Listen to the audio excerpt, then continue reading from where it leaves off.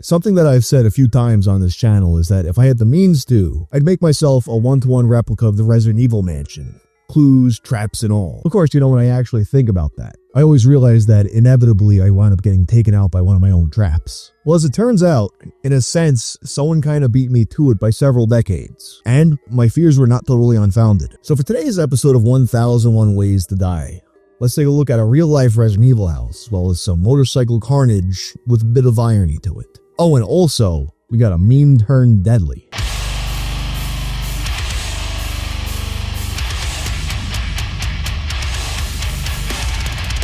This video is sponsored by Helix. Helix makes premium mattresses and bedding custom fit to your needs and shipped right to your door. Everyone sleeps differently, so Helix has you take a sleep quiz to match your body type and sleep preferences. I'm a side sleeper, so Helix set me up with a Sunset mattress. In a Wesper sleep study, participants' sleep performance was measured after switching to a Helix mattress from another brand. 82% of participants saw an increase in their deep sleep cycle. Say you don't want an entire new mattress. Now Helix offers a line of mattress toppers. I got the Ergo-Align mattress topper, which is great for preventing back pain and provides more support under your midsection. Helix delivers your mattress right to your door with free shipping in the US. It comes rolled up in a box and it's easy to set up. If you're thinking about upgrading your kid's room this back to school season, the Helix Kids mattress is a great option. What makes the Helix Kids mattress so great is that it's two-sided and flippable, stain and water resistant, naturally hypoallergenic, and made with certified materials. And to make sure you love your Helix mattress, they have a 100 nights of sleep trial. I've been sleeping on a Helix mattress for years and it's some of the best sleep I've gotten. Right now, Helix is having their Labor Day sale. Just go to helixsleep.com/wang and get 27% off site-wide. On July 2nd of 2011, over 500 motorcyclists gathered in the town of Onondaga, New York, as they had done every Independence Day weekend for the past 11 years. Why? To protest against the oppressive laws mandating motorcycle helmets. Now, of course, it's no secret that motorcycles can be a little bit dangerous sometimes. According to the US Department of Transportation in 2022, the mortality rate for motorcyclists was 22 times that of people in cars. And there's a lot of factors involved, such as, for instance, the people in cars not paying attention for the motorcyclists, as well as speeding. Another big one, of course, is helmets. There's some reports estimating that they prevent as many as 37% of motorcycle-related fatalities, with an even higher rate of them just preventing brain damage. Due to this discrepancy, several states, including New York, legally mandate wearing a motorcycle helmet. But of course, motorcycles are largely aware of the risks that they take, and some say it should be their choice whether or not they wear a helmet. If you want to take the risk, it's your right to do it. Whether or not, a person wears a helmet, government should not be involved in that. Everybody should have the choice of wearing a helmet or not wearing a helmet. In 2005, the group behind the yearly protest, American Bikers Aim Toward Education, or ABATE, published a report claiming that mandatory helmet use doesn't prevent accidents, noting that a large amount of fatalities involved alcohol and people who were unlicensed. Furthermore, they believe that these issues could be better addressed by mandatory motorcycle safety courses during the licensing process. While they encouraged people to voluntarily wear helmets, they were opposed to mandating them, and they applied those rules to the protest. So while some of the 500 bikers wore helmets, many didn't, including a 55-year-old man named Philip Cantos. And unfortunately, Philip would be the victim of the very first accident in the history of this event. That day, Philip was on Route 11 riding a 1983 Harley Davidson. According to some reports, this wasn't the bike that he usually rode, which might have led to what happens next. Some witnesses reported seeing the laces of his boots get caught on a chain. When he feels this happening, he looks down to see what's going on. And then he looks back up and he sees that he's getting really close to the traffic ahead of him. So instinctively, he just hits the brakes. But he hits the brakes a little too hard, causing his bike to fishtail, meaning that the back tire loses traction and starts to wobble back and forth, like a fish's tail. He tried to regain control of the vehicle, but he was sent forward, flying over the front of his bike, and landing on his head. He did not survive the landing. And according to state troopers, had he been wearing a helmet, he probably would have survived. Of course, the sheer irony of this situation made for a juicy news story. I mean, shit, that's why it's in this video. But in the days following, Philip's older brother Richard noted to Syracuse.com that he was sick of hearing from reporters taking that approach to the story, and he wanted to talk more about his brother. He told them that his brother was a truck driver and an army vet who hated everything to do with the government. He was always protesting things, and given the chance, he would do this all over again. Richard also noted that, despite the conclusion of the state troopers that a helmet would have saved his life, it was found that his chest had filled with blood after he'd broken his ribs and his heart lining was punctured, so it actually was quite possible that a helmet would not have saved his life. The president of the ABATE chapter responsible for the protest, Christina Rathburn, offered her condolences to the family and stated the shock of the group. But she also said the incident wouldn't change their stance. It's not going to stop us protesting our right to wear a helmet or not wear a helmet. It's your own risk. Alright, before I get started, in case you're wondering why my voice suddenly sounds like dog shit, it's because between this segment and the last segment, I went to the ECW arena and blew my voice out yelling at Bandito versus Hechicero.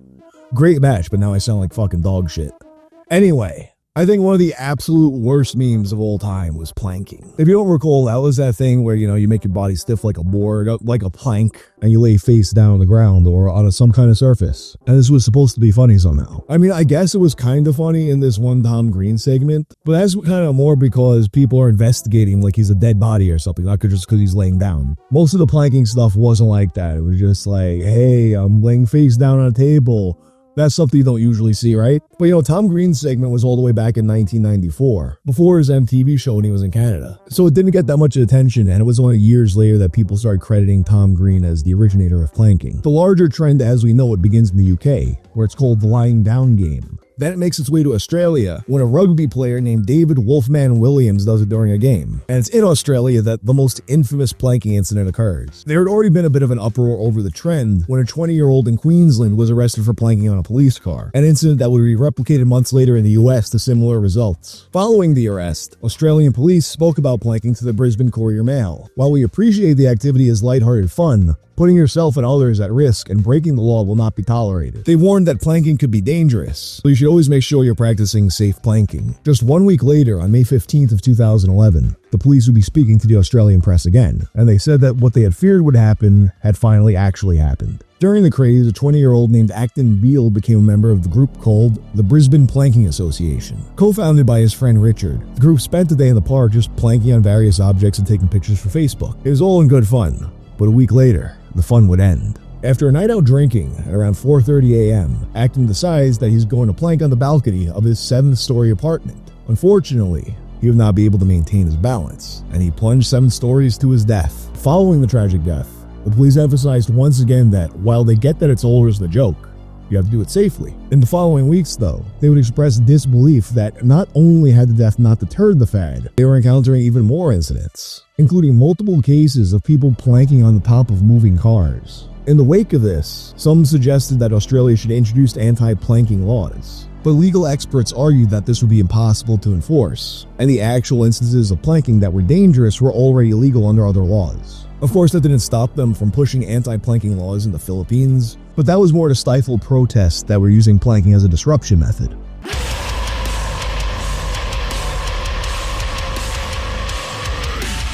As I said in the intro, I've often thought about what it would be like to live in a real-life Resident Evil house. Of course, it's not realistic. And whenever I've sat around and actually thought about it, I realized that I would almost certainly die from one of my traps. Like, oh yeah, sure, I know I gotta put the broken shotgun where I took the regular shotgun from, or else I'm gonna be a Justin sandwich. But if I wander in my Resident Evil house at 4 a.m. drunk off my ass, maybe I won't know where I put my broken shotgun. Recipe for disaster. Little did I know, there's a man decades earlier who had already lived this proof of concept, although for very different reasons. The year's 2002.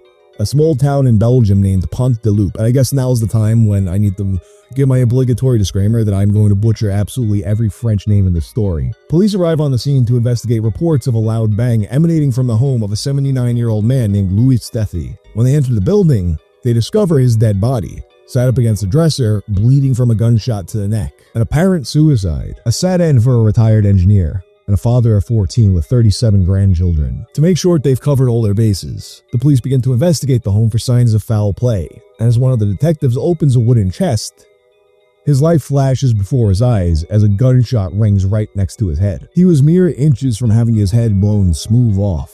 It was clear that this was no mere suicide. Realizing that they're in over their heads, they call in a military bomb squad. Over the course of a 3-week investigation, they discovered and disarmed 19 traps that Louis had built inside the house. While most of them were similar to the one that had taken his life, that being tripwires rigged up with fishing line, some of the traps were a bit more novel, such as a case of beer rigged up to a weight mechanism.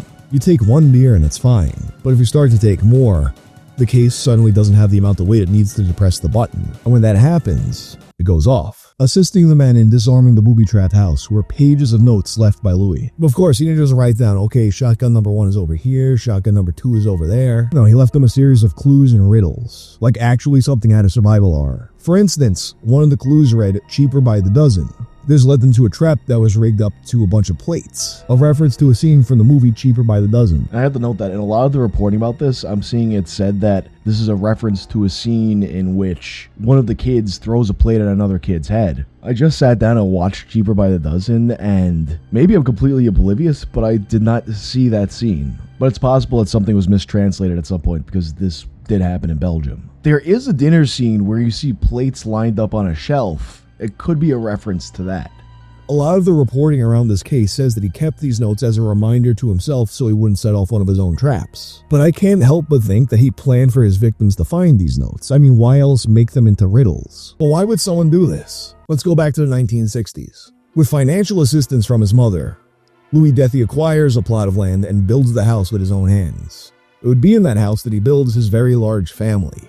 But things start to fall apart decades later when his wife catches him cheating on her. The once bustling home soon empties out, leaving Louis all alone. And by all accounts, he was never the same after that. Not only had he alienated his wife and children, but he also began to develop an adversarial relationship with his own mother. You know, the one who paid for all this in the first place. And as she began to reach the end of her life, it was time to get her affairs in order. Ultimately, as the owner of the property, she would not leave the house to Louis. Rather, she would leave it to one of his daughters, Jean. But after a several-year-long battle, he lost. The house he built was no longer his. But he'd be damned if the family that abandoned him got to enjoy the fruits of his labor. So he put his engineering skills to use one last time. When speaking to the press, Jean described her father as a strange and cold but intelligent man, as she was sure that these traps were meant for her and the rest of the family. Of course, while the bomb squad did manage to disarm 19 traps, Louis had actually left 20 clues. The 20th trap was never discovered. Perhaps he just hadn't gone around to building it, or maybe they just couldn't figure out the clue that he had left. The 12 apostles are ready to work on the pebbles. You guys got any ideas what that means?